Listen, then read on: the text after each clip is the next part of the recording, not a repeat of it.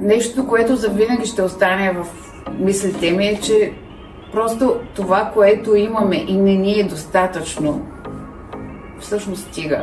И трябва да се научим да живеем с малките неща, да се наслаждаваме на малките неща, на хората около нас, хората, които могат просто да те прегърнат, да те целунат, на общуването. Да не кажа и малка дигитална диета, защото беше страхотно, нали, да не използваме телефоните си.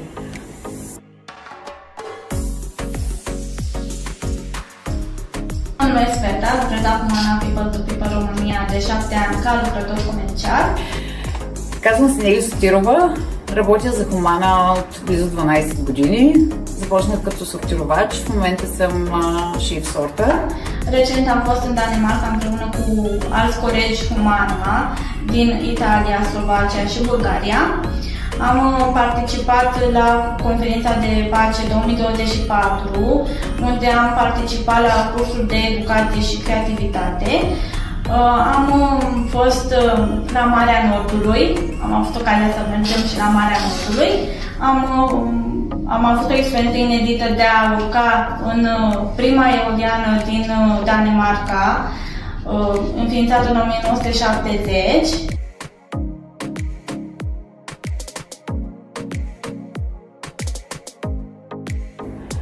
Кандидатствах за мирната конференция, защото исках да опитам нещо ново. Бях любопитна. Исках да избягам от стандартните пътувания, като оглеждане на забележителности и така нататък. Дали съм имала някакви предизвикателства? Не мисля. По-скоро шока от това да срещна хора, които наистина се наслаждават да живеят, правейки нищо, ходейки боси по тревата, танцувайки, свирийки на китара. Странно е да когато си свикнал да живееш в ежедневие, в което винаги можеш да правиш нещо за вчера, да срещнеш хора, които просто могат да седнат на верандата и да свирят на китара.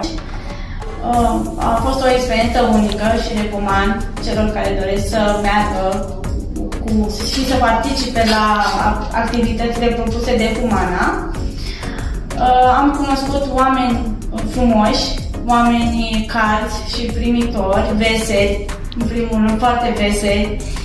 Așa, ca și experiență pe lângă faptul că am învățat că trebuie să ajutăm oamenii, am legat și prietenii noi și încă păstrăm legătura, ceea este foarte super.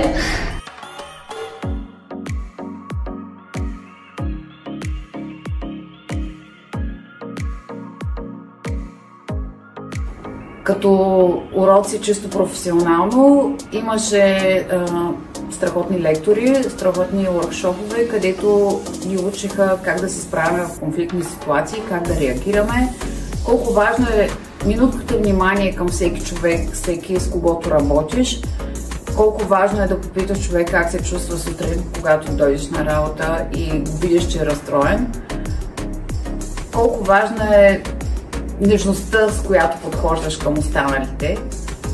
Срещнах страхотни приятели, с някои от тях поддържаме все още връзка. Надявам се да продължим така. Așa, recomand tuturor, dacă au ocazia, să participe la astfel de conferințe sau orice propune Humana People to People pentru angajați, să încerce, pentru că este o ocazie de neratat. Какво бих казала на колегите си? Ако трябва, учете език. Ако това е проблема, че не пътувате, кандидатствайте. Наистина има какво да видите по всички тези проекти.